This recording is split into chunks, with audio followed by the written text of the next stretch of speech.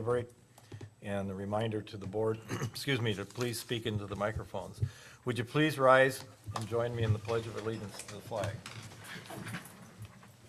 I pledge allegiance to the flag of the United States of America and to the republic for which it stands, one nation, under God, indivisible, with liberty and justice for all. Thank you. Clerk will note that all supervisors, with the exception of Mr. Mulligan, are present, along with the clerk administrator, treasurer, and office manager. All right, next is to approve the agenda. Any changes? If not, I'll make a motion to approve the agenda as presented. Is there a second? I'll second. All in favor indicate by saying aye. Aye. Opposed? Motion is carried. All right, we have the minutes of July 16th. Are there any additions, corrections? Seeing none, I'll make a motion to approve. Is there a second? Second. Second by Forkert. All in favor indicate by saying aye. Aye. Opposed? Motion is carried. Then we have the, excuse me, the minutes of July 15th. This is the meeting with the Finance Committee.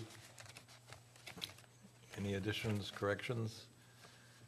Seeing none, I will move their approval. Is there a second, please? Second. Second by Gaz. All in favor indicate by saying aye. Aye. Aye, opposed? Those are approved. And then we also have the next meeting of the Finance Committee and Board, that being of July 30th. Any additions, corrections? Seeing none, I'll make the motion to approve. I'll second. Seconded by Forkert. All in favor indicate by saying aye. Aye. Aye. Opposed, motion is carried. Treasurer's report, Janet? In the municipal checking account, we began with a balance of $392,458.70. We received our transportation aid, our first payment of shared revenue, and our PMS payment. After those, and then interest, the balance in that account is $449,531. The money market account began with a balance of $210,550.04. After interest, that account now has $210,585.80.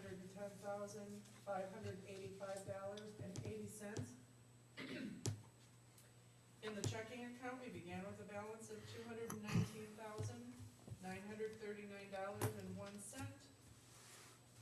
With the addition of deposits and transfers, sales tax, state withholding, FICA, payroll, and disbursements, the balance in that account at the end of July is $63,682.78.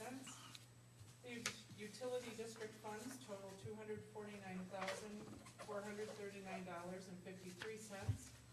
And in the North Shore money market account, we began with a balance of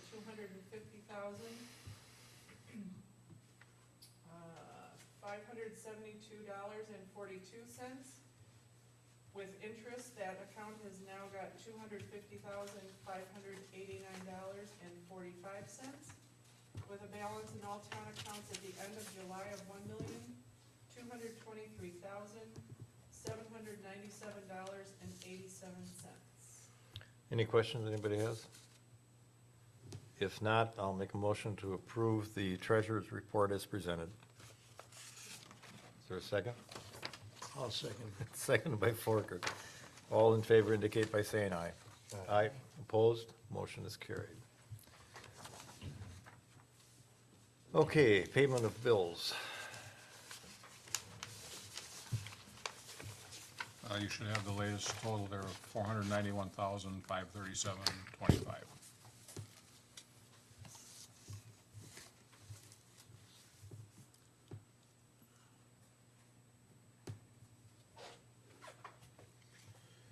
With the, Now, you might be asking how we're going to cover that amount with a balance of $63,000. We get our second real estate payment. We should get it, actually, it should be in my mailbox today from the county.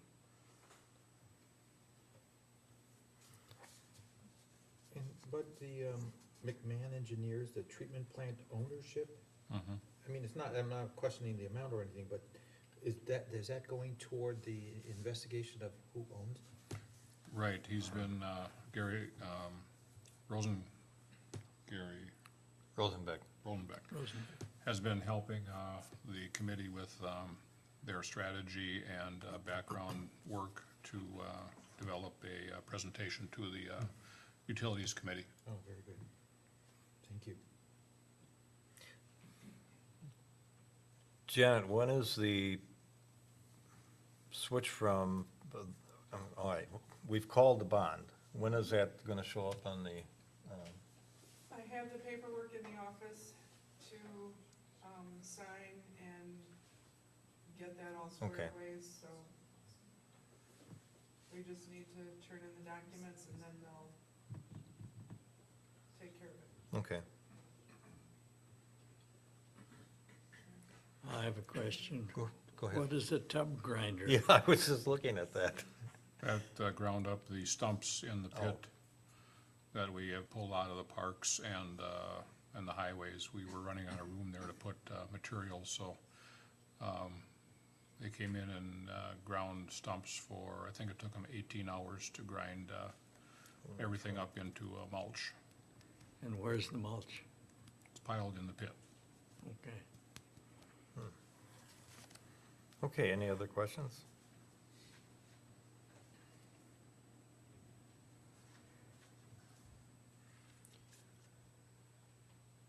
If not, I'll make a motion to approve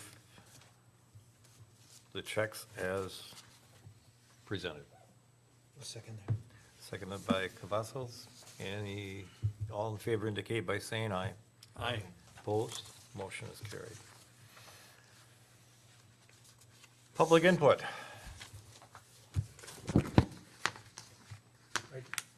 Go ahead. I'd like to comment on some of the town services. I had contacted through email the town to take care of several issues that I had noticed and which happened to be on Sunday. And I got a response actually from Bud on Sunday evening. And the next day, those two things were taken care of right away. But I also have been asked by two homeowners on Garrett Bay Road to affirm the job that the town has done on the road. They both live literally on Garrett Bay Road, right where the construction, the resurfacing is taking place. And they both wanted, this is the Johnson and Christmers, Nancy Johnson, Tom Johnson, and then Bob and Alice Christmer. They wanted to affirm the town's crew for the job they did on the road. They wanted to particularly affirm the planting of the grass along the side of the road. And then they also wanted to affirm the fact that the town went out of its way, it seems, at least in their opinion, by putting the sand and, I guess, gravel, whatever you wanna call it, between their road, the new road that's laid out now and their driveways to make it that much more, that much easier to get on and off the road. Thank you. Anybody else have a comment at this point they want to? I don't know if the board is aware, or you did see the email about the pilot tax? Okay. From Sister Bay. Sister Bay, yeah, so. Just for your edification, I don't know if anybody know what they did last night? The village board? There was a recommendation, or there was a discussion last night at the Sister Bay Village Board. There apparently is a form of a tax, and it's called pilot, that you can place on users of water and/or sewer, and that the utilities then will turn over to the village. Am I correctly understanding this? And the village then can put that in their general fund or use it as they see put. And I emailed Gary Rosenbeck and I said, does this apply to people who live outside the actual village limits? It does. So anybody within our sanitary district that is served by that may have this tax placed on them in addition to their normal fees, so. And that tax will go to the village of Sister Bay, It goes to the village of Sister Bay, not the town of Liberty Grove. yeah. Interesting. Well, do you think, or does No. council No, think it does that, not. does council think that the resolution, if we do have a resolution of the ownership of the plant, would also apportion those taxes between the village and the town? Ooh, that's an interesting question.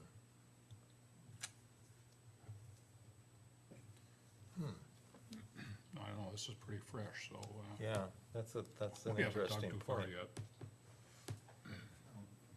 Is this a tax that is under state law? Is there some, Apparently, Yeah.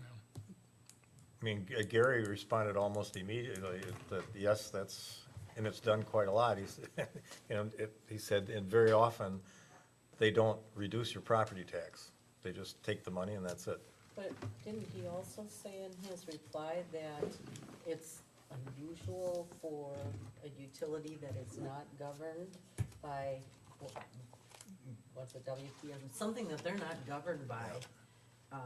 It's unusual, many of the ones that are governed by this do PSC. this. Right. Yep. But he said this utility is not. And he thought that was a little bit unusual. This is what it says, Peter. It says the board, meaning Sister Bay, will vote on implementing a pilot, P-I-L-O-T, all in caps, program for the Sister Bay Sewer and Water Utility. Proposed by the Sister Bay Finance Committee, this is a payment in lieu of taxes, a legitimate program used by communities to generate income from entities that do not pay property tax.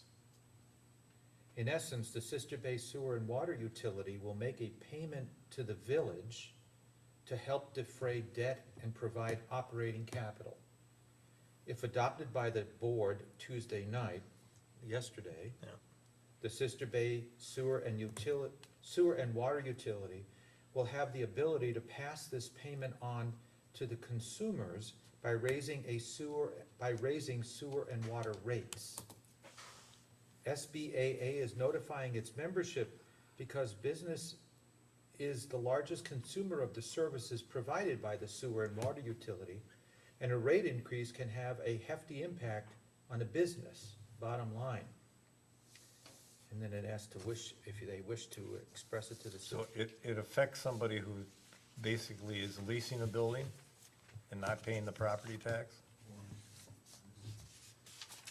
okay, so it doesn't necessarily apply to everyone that uses sewer and water. No. But you said it applies to people that don't pay property tax. They don't pay property tax, yeah. So, the town of Liberty Grove users do not pay property tax to the village of Sister Bay. Does that mean they will receive this pilot tax? That's a question that needs to be answered. Yeah, that's a question that we haven't answered yet. What about scanned? Do they pay taxes? No, they're not Well, they for-profit. Probably don't pay as much. We did hear at the fire board meeting yesterday that Yes. Sister Bay is in a bit of a financial bind. And they've taken part of their monies that they'd been saving ahead for capital purchases of equipment. They've taken that away from their restricted accounts and put it in the general fund. So I think we have to watch Sister Bay extremely carefully. And I think those of us that are members on the Sister Bay Utility Committee have got to keep the board advised, and we may have to go to professional legal counsel on this to see the town's position. It's murky at this point in my mind, and it looks like they feel as though they can do anything they want. Would that be your general feeling, Jan? Well, I don't know the whole, you know, the scope of this, but just in reading the announcement, to me, it says that the people who are in the town, who are in the utility district, will be paying this pilot tax. And that goes to them, not to us. Because they're operating on the basis that the plant is operated by a Sister Bay Utilities Committee, even though it has members from the town of Liberty Grove, and that we are of no account, because this is strictly a village matter.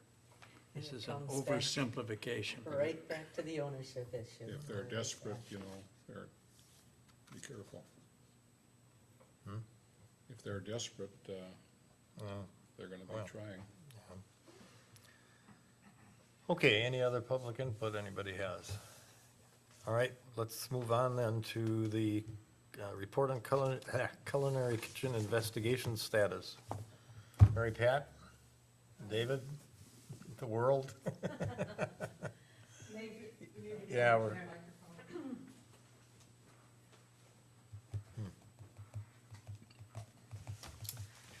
Thank you again for having me here. And thanks to the committee members who have been helping. It's been a great help because they've got a lot of the information and context that I need to kind of move this project forward. I took a look at what we had proposed to do in this first phase of the study that I'm doing. And we're still at the point of trying to assess the interest and the needs in the town primarily.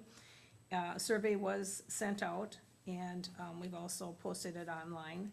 And Janet gave us a stack of, I didn't count them, but 20-ish, maybe, responses that have come into the town hall here. And then the survey online, about 14 have come in on that so far. And we haven't tallied anything up at this point. But what we're trying to do with the survey is to get a little of the information out there to the residents, the businesses, and nonprofits that might have an interest in using or somehow being affiliated with the project. But we also wanted to get some responses from the rest of the people and businesses that hopefully will express their either interest, support, or give us enough feedback that we can follow up on to make sure that going forward that this really is a good fit for Northern Door. And hopefully within the next week or so, we'll be doing, compiling those numbers and getting a report back to you on that. David's working on, I think, an Excel sheet, and hopefully have some graphics in that too that we can present to you. Of the surveys that were mailed out, we mailed out, I got my notes here, over 2,400. That went to the post office boxes and rural routes in all of Sister Bay and Ellison Bay. The numbers that I had originally received when I had contacted the post office, they didn't include the post office boxes. They just included the rural post box numbers. So the number was quite a bit higher. Though if we had completely mailed out the survey to all of the three that we were looking at, although there aren't very many in the Bailey's Harbor, as many in the Bailey's Harbor zip code. I'm looking for my numbers here.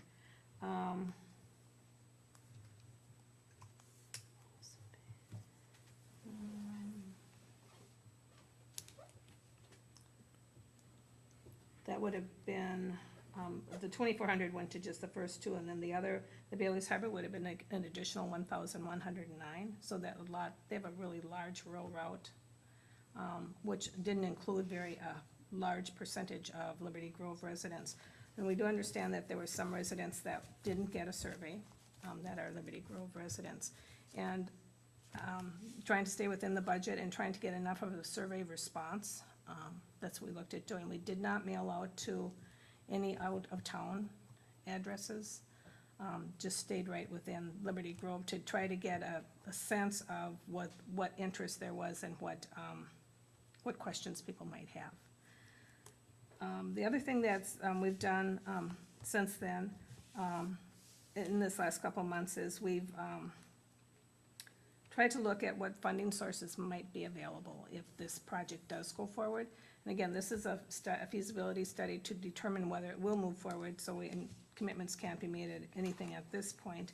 But, I have looked at USDA as a potential source, and they, have a couple of grants, and there's, right now, there's, through the Wisconsin Department of Ag, there are a couple of facility grants that were just posted this week, so I'm gonna take a look at those also. And they are probably USDA dollars or federal dollars that are gonna be channeled through the Wisconsin Department of Ag. So, I'll have to look at the criteria and the funding and the matches for those to make sure that they're not, overlapping, programs, and we would be limited, in how we could use those. We couldn't go for both of them, we'd have to choose which one we'd look at. And one of them might actually just be for further funding for study and analysis, and that might be something to pursue also. We do plan on having a public information session, and we had set up a tentative date of the 28th. And I had just about had the press release button hit to send it out and realized that was the Packer game that night. And the people that I had contacted to come and present at that session, or that meet and greet information session, really preferred not to come on that evening. So I'm going to reschedule it to a day other than a Packer game. But very soon, probably the first week of September, if we can find an open date. I talked to Janet the other day, and she gave me a couple of options. We did have a meeting here at the town hall with Naletta Burr from the Wisconsin Economic Development Corp. And Sam Perlman was at that meeting, and I think Nancy, maybe you were there, and some of our committee. And she talked about a couple of different things, but there are some programs that might be available through that funding source also. I did contact her office as a follow-up. She's on vacation for, until at the end of this week. And I did download the application and started taking a look at it. I set up a meeting with Sam Perlman from Economic Development Corp. to kind of discuss it with him to see what his sense, his response was after attending that meeting, and what other things, projects might be happening in the county that are also looking at that same pool of funding. Because I think it's a fairly new source, especially for the rural communities in Wisconsin, and I'm sure it'll be pretty competitive, so I'll provide you some follow-up on that once I reconnect with Naletta next week. We also are trying to do, in this first phase, a site assessment to see if there are any possible locations that already exist within the town that, without too much modification or too large an expense or input, would address the needs of the Northern Door Culinary Center, but also some of the other needs that the town might be pursuing. And I've contacted a couple of people to help me take some of those, attend some of those site visits. We've targeted a couple of locations, and the primary one being the Silly Goose location. And then also a couple of others, and if you'd like me to go through that list, I can do that. Anybody? I'd like to Pasta- start. The Pasta Vino site was another one. And then, actually, on a temporary basis, the town hall kitchen here could be modified to address at least a startup need, and on a test basis, so I'd look at that to see what's in place here and what could be modified. And then there were a couple of other places. I think there was a location on 57 south of Sister Bay. I think it was an antique building, the red building. And I don't know, I was trying to find out who owned that. They used to have a for sale sign out in front of it, and it's not there now, so. The one at corner of Q and 57. Q and 57, and then there was one closer to where the shop is, the town shop, or right after you go out of Sister Bay, right after you make the curve. And it's on the right hand, before you get to the Highway department shop. Yeah, the highway department shop. Yeah. there's a red Oh, one-story. yeah. It was an antique shop. It was an antique shop, and then it was something else. It's been, kind of been many different things.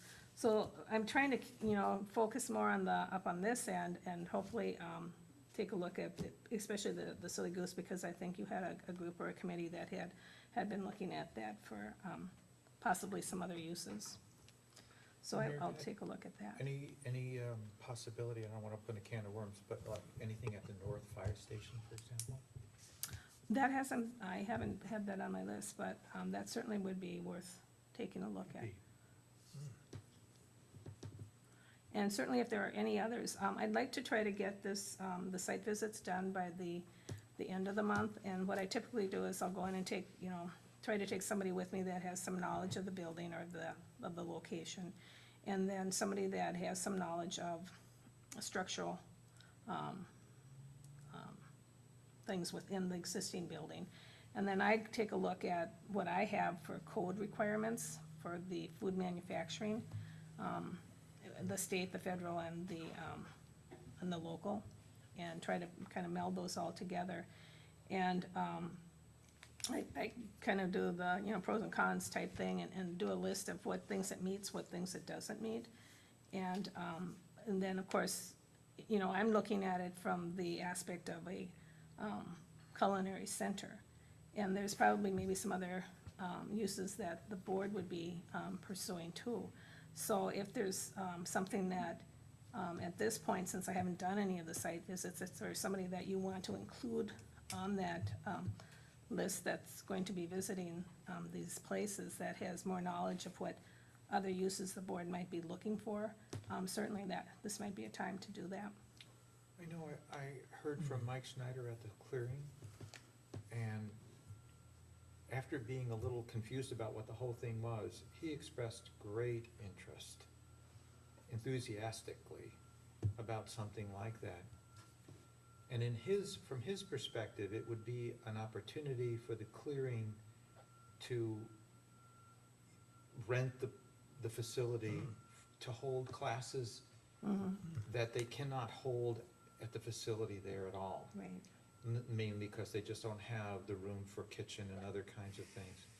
But food courses or classes in food are always a very popular clearing curriculum item. But they just can't usually do it, other than either in somebody's house Right. or something like that. So he expressed some very great interest in that being an opportunity for the clearing as well to get involved. Well, I'll make a note of that. And I have, over the last couple of months, had some people bring other projects within the county to my attention. I know Horseshoe Bay is looking at Horseshoe Bay Farms. And I think he just did a presentation that I wasn't able to attend this last week on what they plan on doing with the project, the buildings and things down there. And certainly the farm to table and culinary aspect will be a big part of that project, so. I don't know if any of you had the opportunity to attend that, or I will try to get you some information on that also. And both Sam Perlman and Bill Shudwar had contacted me and said I probably would want to attend if I could, and I just wasn't able to. So What sort of equipment are we talking? Pieces of equipment? More at the level of pilot plant production, so we're talking definitely a hood, which is probably going to be the biggest expense. And then, something like a 10-burner range, either 1 or 2 convection ovens, a braising table, which is, a big tilt skettle. It's usually about, so big and about so deep. It's really like a big electric fry pan, and it tilts, or it has a burner underneath it. But it can be used for multiple uses. It can be used for stewing, it can be used for, I know in Algoma, the firemen use it when they do their broad fries and things like that to brown. But what it's used for mostly by the food processors that are there is a big water bath. So they can do 90 quarts at a time instead of like a home canner does 7. And with the custom packing that we do down there, we can do usually like about a half a pallet of product a day using just that one piece of equipment. So it's a fairly functional piece, probably maybe a 30-gallon steam kettle, which is a jacketed kettle that has water within the kettle so it doesn't burn. You can cook things. Tables, racks. But the facility, and I invite you to come down and take a look at the kitchen in Algoma. It has a 6-burner range. It has a 40-gallon tilt kettle. It has 2 stacking convection ovens. It has a proofing cabinet for baking. It has 2 20-quart mixers, food mixers. It has a 25-gallon steam jacketed kettle. And that's the extent of the equipment. Refrigeration. And then it has 2 reach-in coolers and freezers, 2-door. And occupies how many square feet, do you remember? I think you told us at one point. but- Tiny. It's about probably 20 by 14, Oh, it's tiny. tiny. Tiny. Wow. It's okay. smaller Yeah. than this kitchen here.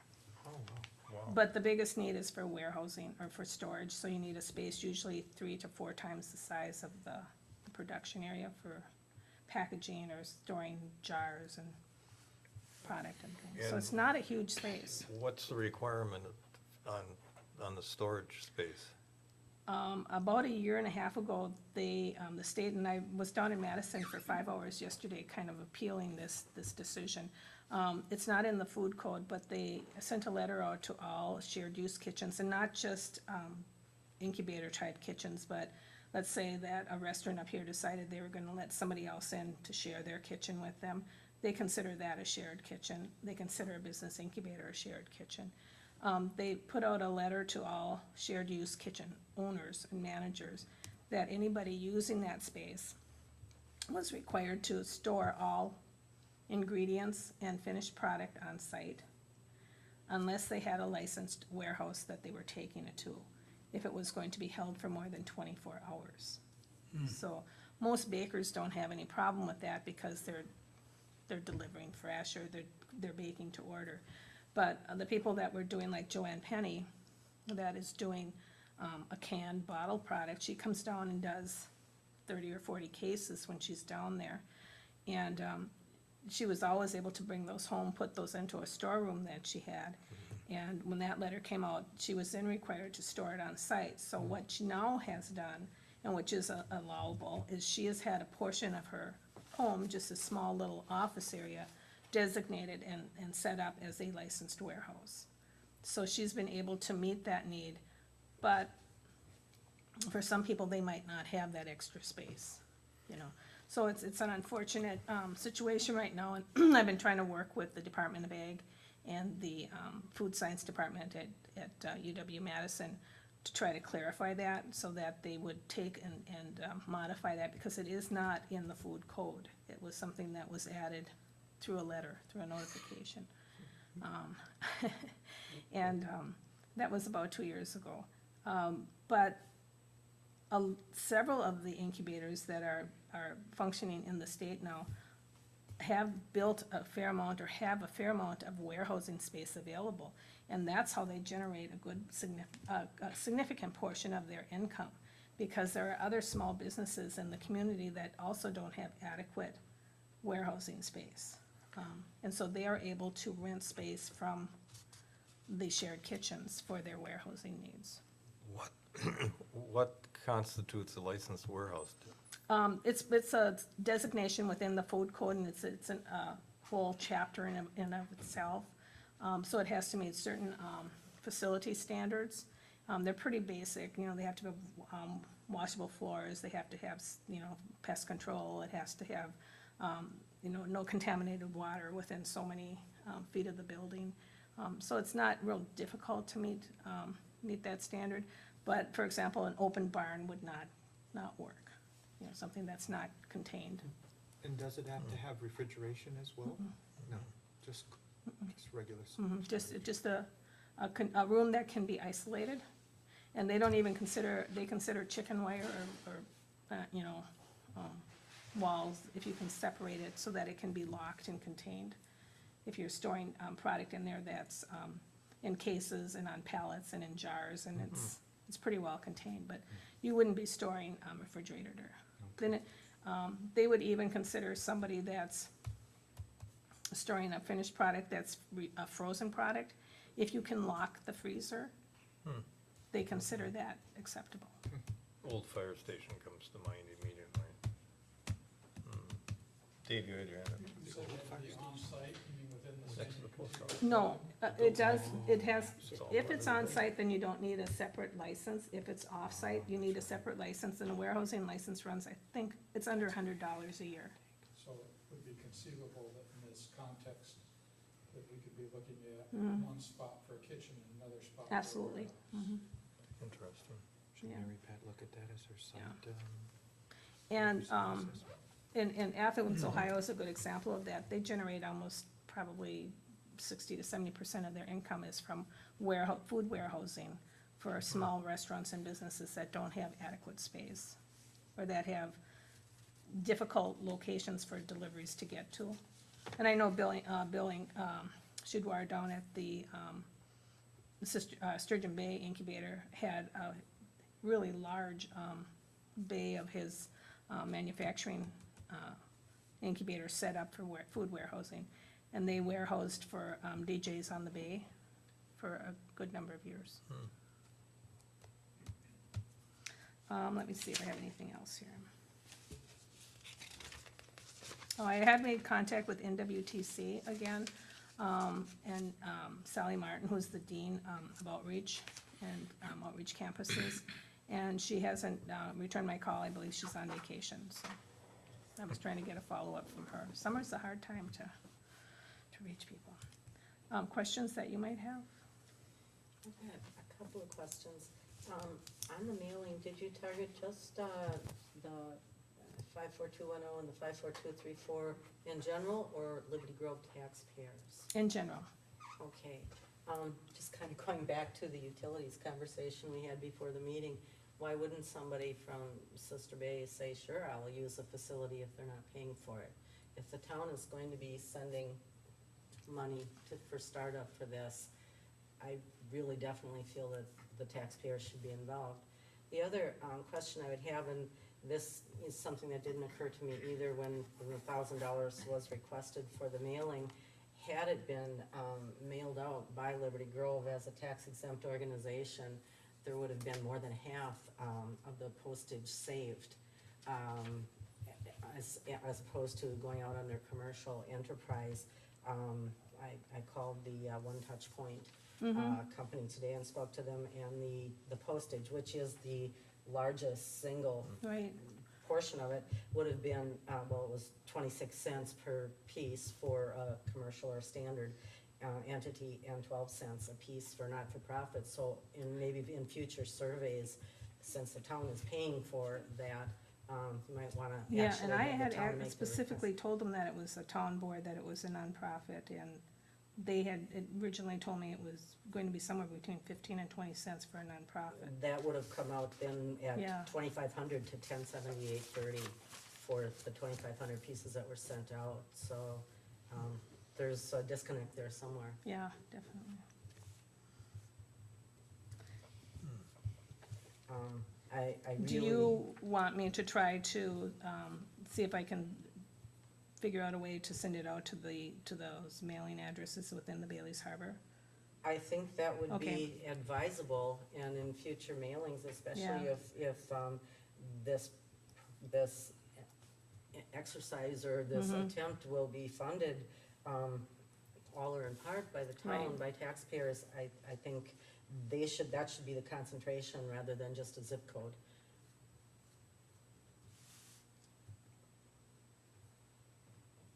John, I over here say she should look at the old firehouse in Ellison Bay. Well, in the discussion of the warehousing, yes. But That might be the whole thing. Might be the Like- whole thing. could, Bud, he does it now. Is that filled with stuff? Yes. Yeah, Yeah. And that's still owned by the Oh, yeah. by the the town. town? It's the other half of the post office. Okay. we have some interesting things stored in there. Okay, well, I'll Which include we that in probably could find other the places. survey too. Yeah, well, could get rid of some of that stuff too. Oh, Good. did you hear that? What? Yeah. What was that? Could get rid of some of that stuff, Well, like that generator that's sitting down there. Yeah, they're the rather large generator sitting in there we don't use. You may wanna take, I mean, it has a cement floor You know, really, that's, and, Could be painted and washable. that's really fine, a cement is floor it is fine. insulated and have heat? no, It's not insulated? no. The kitchen portion. Well, It's insulated, but, it needs work. it needs work, yeah. I'll put it And on my that, list. that might be a way to get that wall that was pushed out fixed. Okay, But I mean, there's a situation of, Yeah, the town already owns the property, plus the North Fire Station, which is interesting. Okay. and it has parking, I mean, it has other things too, you know, so. Yeah, I don't know how parking, what would the requirement be for parking for? Well, I'm just, if you're considering using it for other purposes too, like, for example, the clearing and organizations that could use it to generate rental activity to sustain this project. And that's, so it isn't just the footprint of the facility that I'm looking at, it's also the location and the access to parking and things like that. Frankly, all things considered, the North Fire Station is so underutilized, and there is a lot of property around there, parking could be enhanced, and it is a newer building of everything that we Yeah, have yeah. recommended, that might not, we were just talking at the fire board about how overutilized the South Station is. It's constantly being used to the point where the firefighters feel like second-class citizens, and the North Station is underutilized grossly.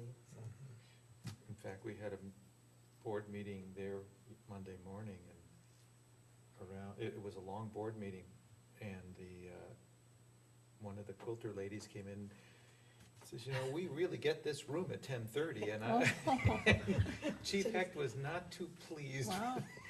It really proved a point. Exactly, she could have hired her to do that. Who would Okay. I be contacting for access to those, Bud? Okay. but It may be a struggle though, getting a key to the old fire station, but just be persistent. We have a key. No, I know we have a key, it's getting the key. Oh, dear. Any other questions? Any other questions or any other recommendations? Dave, did you wanna add any comments? Dave's been very helpful on this project. So have Joanne Penny and Karen and Lou. Thank you. Thank you. I'll just add that we've had, I don't know what we call ourselves, but supporting committee group, 4 of us, varying attendees, meetings with Mary Pat every couple of weeks while this has been going on, and trying to be helpful. And I also wanted to mention on the surveys, I've just taken a quick scan of what come in. She underestimated the return. We got about 50 so far.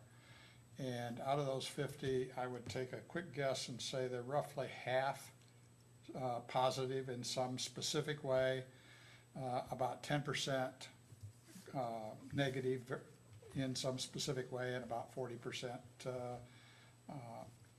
curious. So, that's all I have. Is that about what the survey online is? That includes both. Yeah. I just rough counted 35 of the paper ones, and they're 15 online as of Okay. this morning. Is there any way of those who actually I know they don't all put their name and address as requested, but is there any way to ascertain from those that do if they are indeed Liberty Grove taxpayers or not? I don't know, because I don't know how we do that.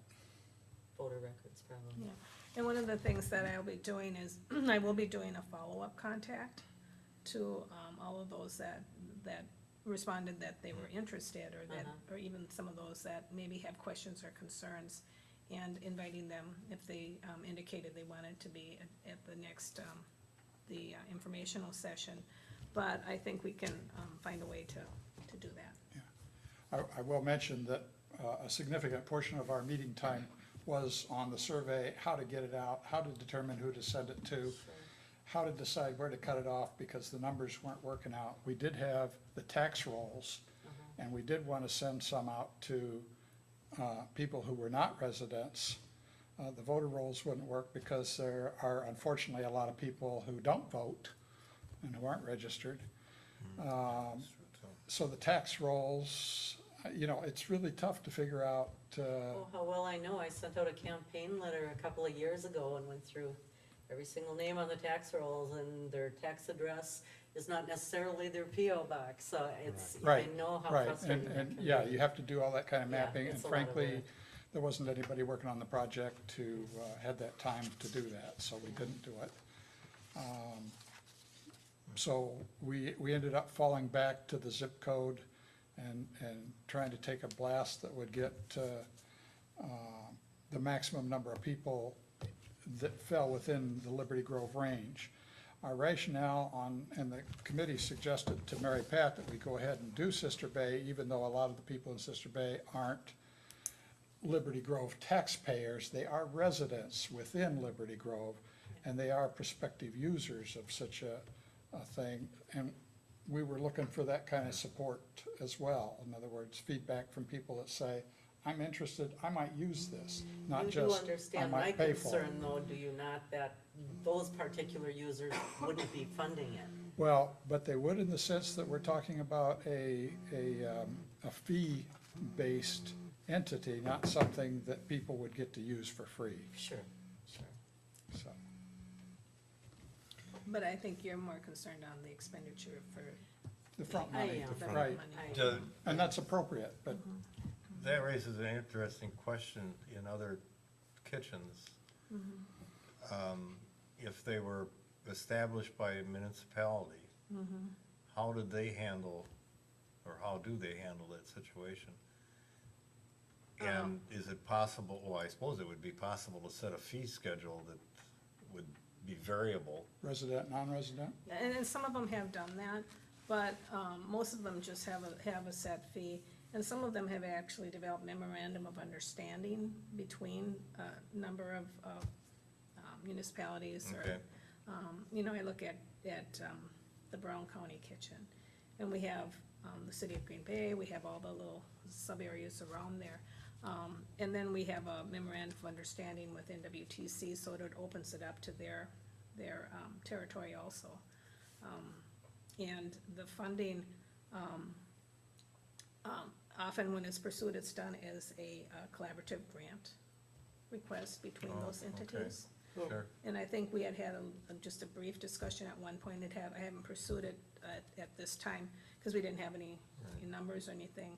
But with the Village of Sister Bay, I know that Zeke had contacted me and said he would be interested at some time in sitting down and seeing if there was a way to collaborate, you know, with Sister Bay, and because you've done it on other projects. Yeah. Makes sense. That would make sense. So he was interested in pursuing that discussion, which was another reason why we did include And Sister Bay in that. Should we then also maybe extend that to Bailey's Harbor and Ephraim and Gibraltar as well? I think that would be worth doing at this And time. make it a cooperative? Northern Door Culinary Center. I think so. As I said, I think there might be some things that are bubbling south, you know, Egg Harbor, and when you get down in that area. I just haven't been privy to that information, but I will be seeking some answers. and we did talk about that in our group meetings, but came to the conclusion that we had to narrow in on Right. what we were gonna focus on right now to get this first phase done to get somewhere. Exactly. And I think it's really important to make sure that, since you're the ones that are initiating this study, that you have some control over where it does evolve to. Right. In Yeah, your- I'd hate to see us do all the legwork and then have it show up Exactly, somewhere else. Right. exactly. Right, so yeah. that's why I'm a little cautious to do too much until, you know, we get some numbers for you and we get some more, you know, give you time to make some decisions, because when I set up the proposal, I set it up so you could get enough information to decide if you were going to go on to that next step. And I know with the Economic Development Corp monies that are out there, you know, they're gonna be, it's gonna be a very competitive situation, so we don't have like months to be letting this stew too long. Right. Lou, did you have a question? And in your experience, Mary Pat, then, with existing centers like this, after the initial cost of the capital and the property, real property, do the kitchens, I mean, obviously, there's gotta be some staff to maintain the, you know, clean and, do the fees generated by the use cover those costs in general? Usually not in the first year or two. Okay. But once the programs get rolling, I was just down at the Madison Kitchen yesterday that opened about a year ago. And it's FEED is the name of the project down there. It's, run by a nonprofit, but the city put in, I believe, about $500,000 into it. And then there was, some private investment and some EDA grants and state grants. And, they opened about 9 months ago, but they've been working alongside some other nonprofits that have partnered with them to do trainings and workshops and cooking programs and things. And between just those services alone, they're almost at the break-even point already. But they've been very aggressive with their recruitment of users. And they've been one of the more successful ones, and they've been trying to do that for probably 20 years in Madison. And they could never get off the starting point. Any information on the equivalent for the Algoma one? Do you know? I mean, new equipment coming in, or, No, they're being able to sustain the Algoma one with their fees?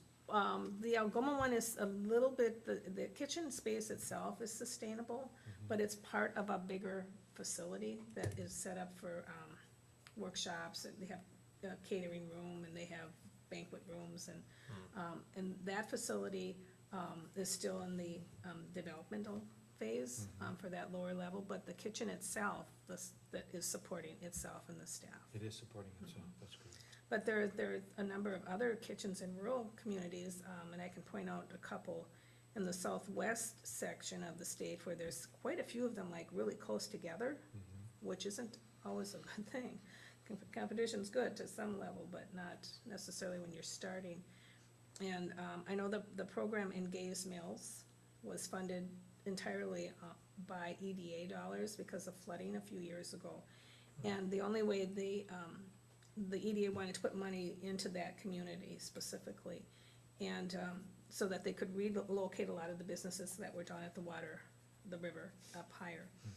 And so they built it as a community center, food processing kitchen, library, I think, got moved into there. They just kind of put a whole bunch of things into that one facility. And they've been open about 2 years now, and they still are not at that point, but they're getting better. But they have a very tiny population. And there isn't any tourism. Anybody else, questions? Good. Thank you. Thank you very much. Thank you. Okay, going on to town cemeteries. Amend ordinance 1-11 for a number of headstones on the gravesite and placement timing of artificial plants. I believe you have the draft before you. Any questions you have?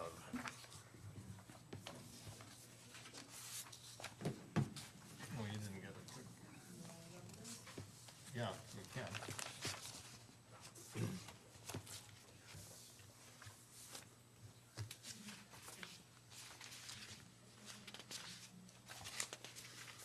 Janet's gonna try and pull it up, so.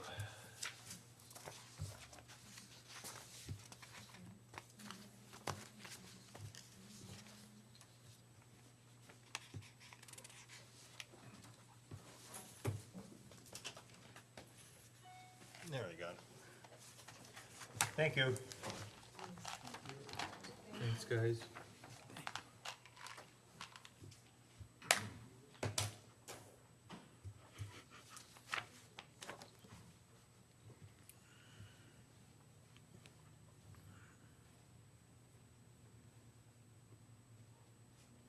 Everybody comfortable with this? I think it covers what we had mentioned before.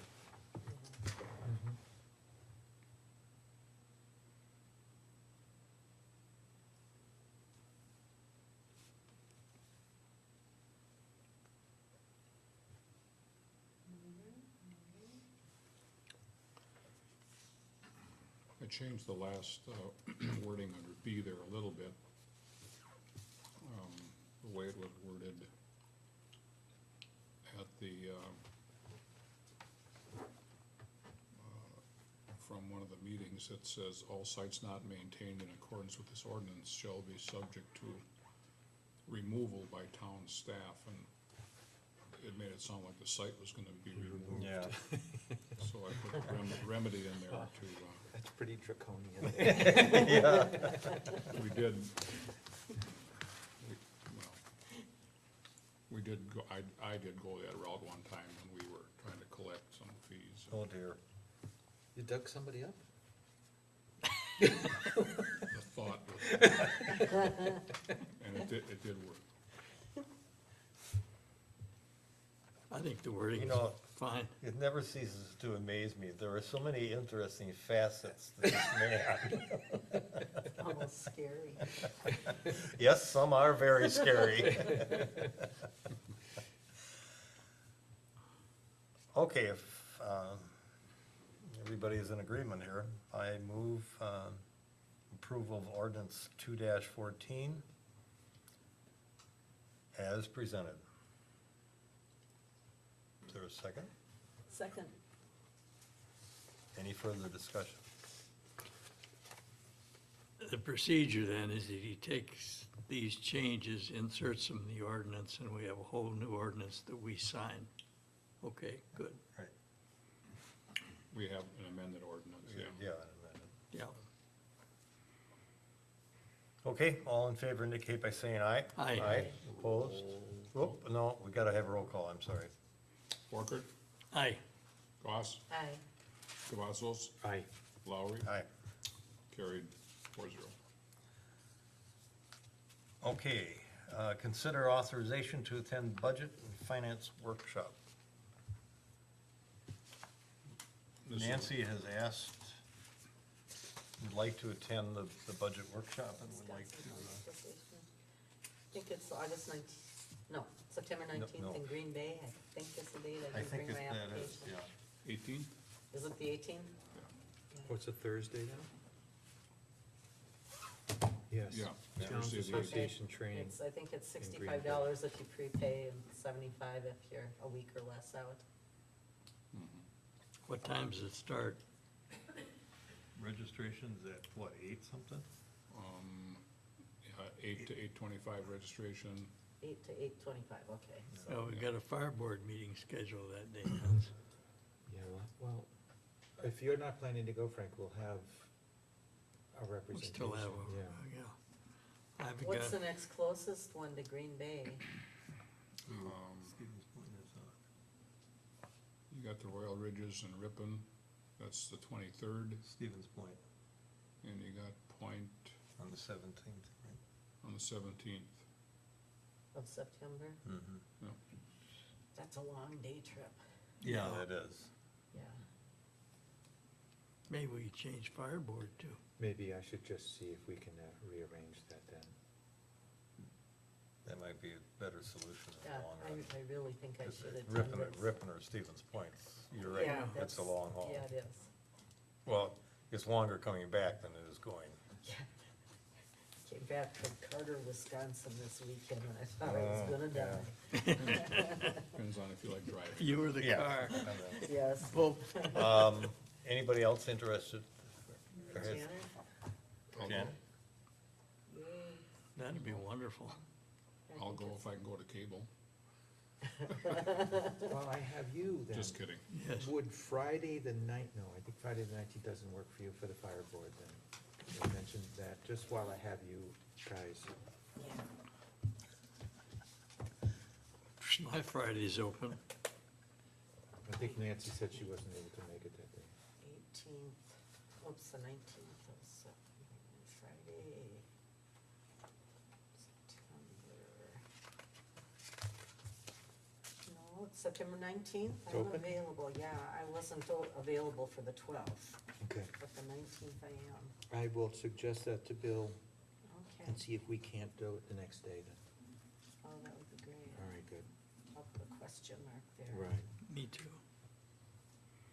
Okay, so we're looking for approval for Janet, Nancy, anybody else? Bud? If it's Thursday, the 18th, then Put me down, I'll I'd see if I like to can. go as well. If Clear it's, my if it's okay, I mean, I don't wanna overkill, and if it's not okay, I'll certainly drop out, but, I think especially under the circumstances this year. it was, Yeah. the one that we had gone to with Michael Mercier a couple of years ago, not even, was it just last summer? No, that It was. was just yeah, last summer, yeah, oh my Yeah. gosh, was extremely helpful. Yeah. yeah. Very, very helpful.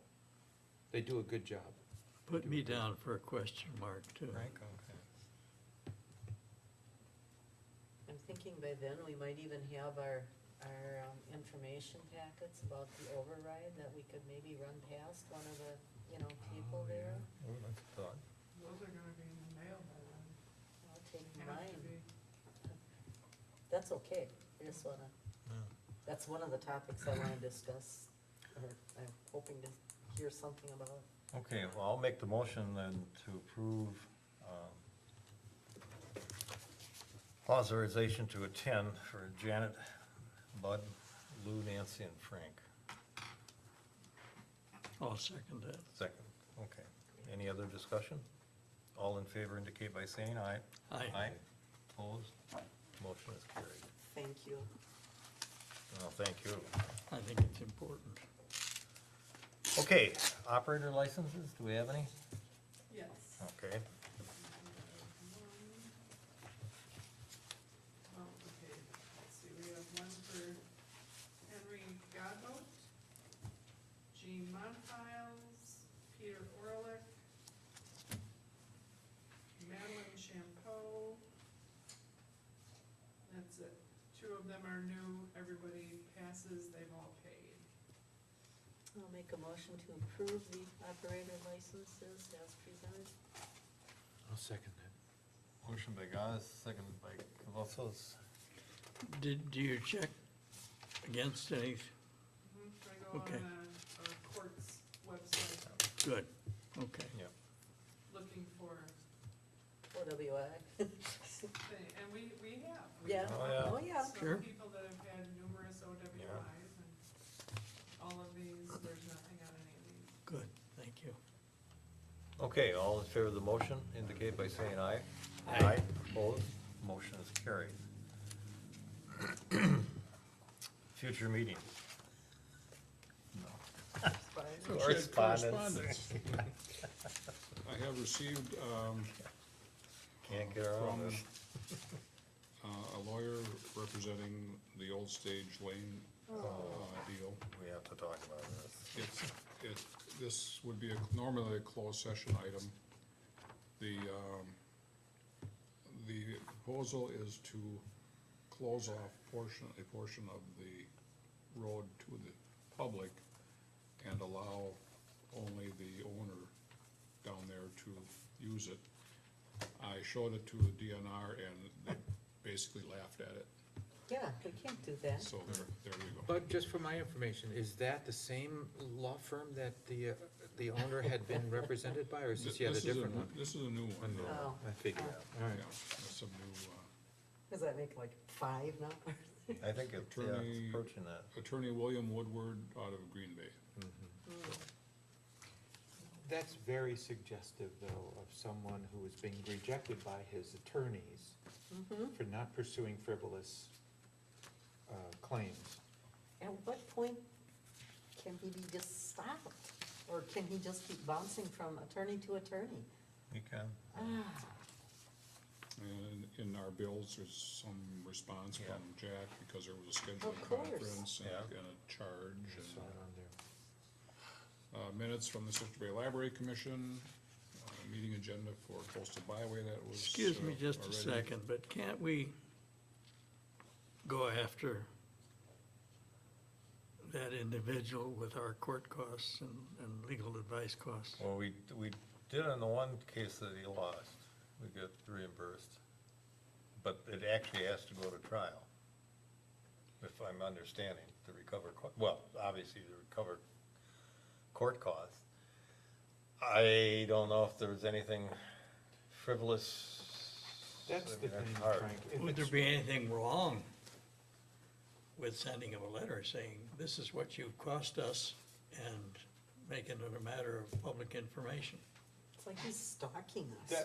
That might be what he's trying to do. Yeah, I He think wants that's to because- just get under the town's skin Exactly. and get Well, retribution for. no, but I mean, let's get under his skin by letting everybody in the town know what he's cost them as taxpayers. Because that'll be turned around and used against us Yeah. as, look Yep. at how much money the town is wasting on this deal.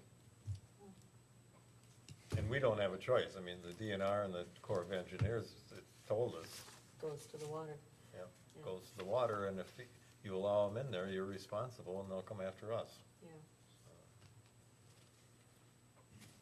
I mean, Just the- trying. The suits need to be truly frivolous. And Okay. obviously, this attorney, a different one, has suggested that there's some legal basis for this. Well, the Nature Conservancy wants to buy it in the worst way, but they can't pay his price because of the appraised value. So, and he wants almost double what it's appraised at. Because they have well, they don't have the stuff to the west, but they have the stuff to the east now. Yeah, they have, would That have was all access. closed a year ago in August. Yeah. The Johnson Family Trust of Sister Bay has applied to the DNR for a permit to construct a bridge over Lake Michigan. The applicant proposes to place a 60-foot-long, 12-foot wide clear span bridge to access an island off of Marshall's Point Road. And they were giving tentative approval, They have tentative approval? yeah. Wow. So, We should challenge that. well, we have to submit comments within 30 days after the date this notice is published. I don't know when it was published. We received it July 28th. The DNR is supposed to protect our shorelines, and if they let devices like that be stuck, Yeah, what kind of precedent does that set? Is the island habitable? Are they- No clue what this, There's an island there? That's what the bridge is spanning to. I don't know of any island there. If the island was there, maybe it's underwater now, because the lake's come up at least 26 inches in the last 7.5 months. Yeah, I would be really concerned about setting a precedent if it's just big enough to put a private gazebo on or something. It's probably what it is. Yeah, well, I don't think so. That would certainly ruin the shoreline's look. you can request a hearing. I would like to suggest that we do that. I would be inclined. We to have one agree. of the most pristine shorelines in the country, and it should be protected to the hilt. Where is it, Klein? Off of where? Off of Marshall's Point Road. Of course. So it must be, it's gotta be at the end where it hits Lake Michigan down there. So there's gotta be some little reef or island or something out there that is close to the shore. I'll call- I'm real serious about it. It's, I'll call Protesting Webb the and find out yeah, Frank.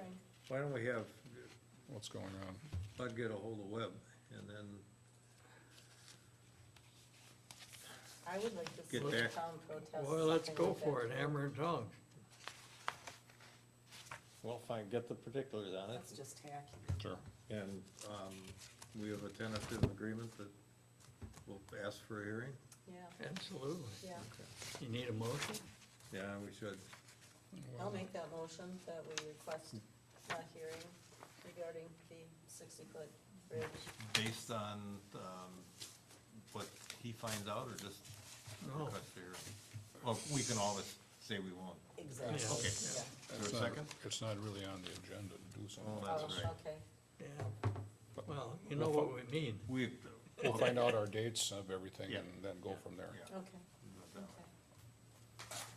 And we've got the, finance board coming up anyway next week. We Yeah, stick this throw it in. on there. Yeah, find out what the date is on 30 days too. Oh, yeah, well, that's We gonna, might have to I know run where like this heck. island. that's gonna I don't see trigger it. anything Yeah, on the calendar at it's all. gotta be a little, That's not even part of, yeah, 60 feet is less than the distance between here in the back of the room there. Yeah, but when you're going down the shoreline in a kayak and you see this okay. obstacle there, it's gonna look awful, Okay, future meetings. particularly if a car does it, excuse me.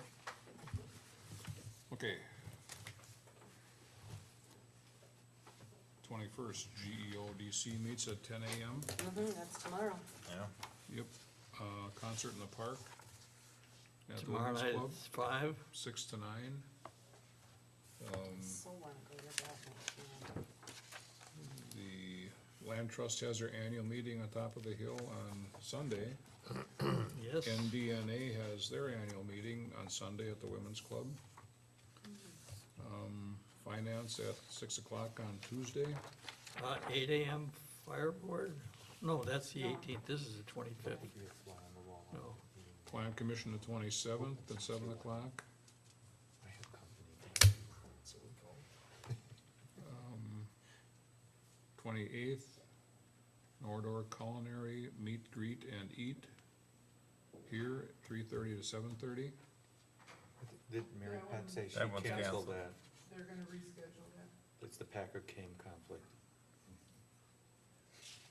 I have 6 PM Allison Bay Service Club potluck What day is on the that? 28th. I'm not sure if they're gonna do that or not because of the concert in the park. They We haven't called me, they haven't changed anything, but, Concert in the park is the 21st. oh, I'm sorry. Never mind.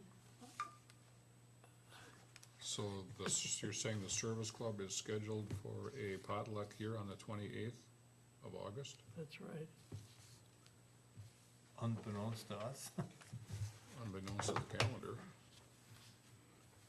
What time you got on that, Frank? 6? 6? Mm-hmm. They've been meeting on the, Okay, they called Third here about Thursday. that, and I think they've changed their location. Because it was the same night as the culinary meet and greet, and she needed to reschedule something. So I think they've changed their location for that potluck. Okay, I don't know where it is, I don't have it written down. Jan didn't tell me. Monday, September 1st, office is closed. Wednesday, the 3rd, town board at 7. Thursday, the 4th, finance at 6. Monday, the 8th, highway at 8 a.m. and IT at 7 p.m.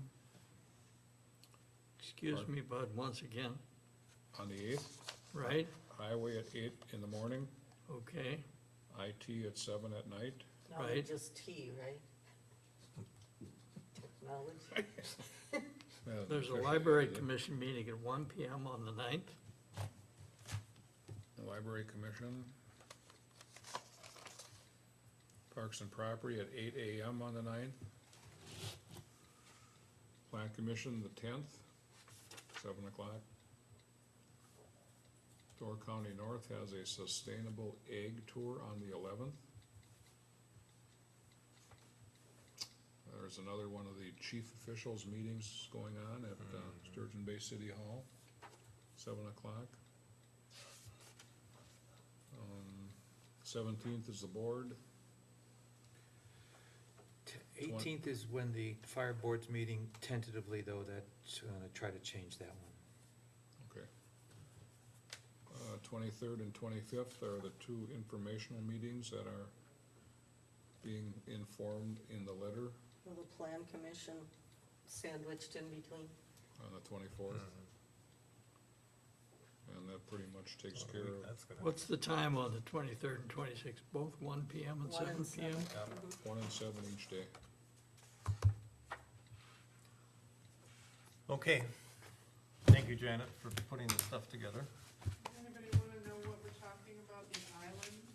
I've Yeah. got this figured out, I think. Okay, Turn around, living screen. I bet you this is your island right here, well, that does look habitable. where that is, because here and here are Johnson properties, Uh-huh, as well as this right here. So, you probably have a small walkway right there, Yeah.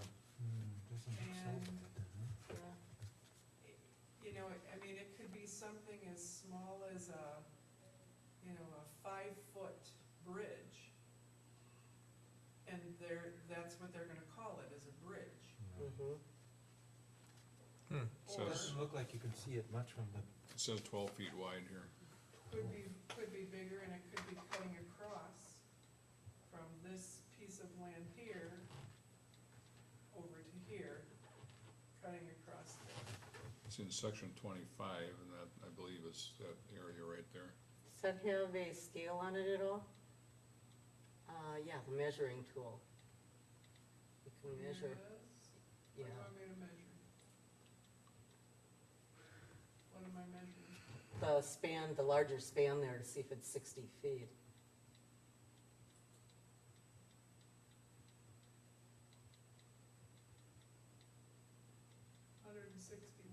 Okay, so it's gotta be that little squirt up there Yeah. where it's real tight. That might not be too bad. Yeah, I don't think you're gonna have anybody kayaking up and through You there. won't be able to even see it from the No. water, I don't think. No. Yeah. That little tiny piece is about 45. That's That it. would, yeah, That that would would be be it. it then, from solid land to solid land, Up in the corner there, you Yeah. mean? yeah. Right here.